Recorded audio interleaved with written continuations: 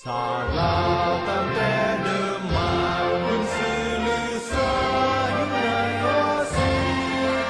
สาวลาวผู้พันไมตรี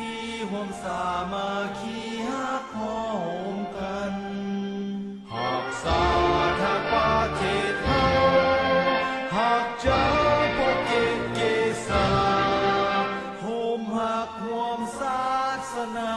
แต่บูหานมารักษาดินแดนมาให้ผู้ใดมาล้วนหามีรบกวนอยากเห็นสิ่งเอา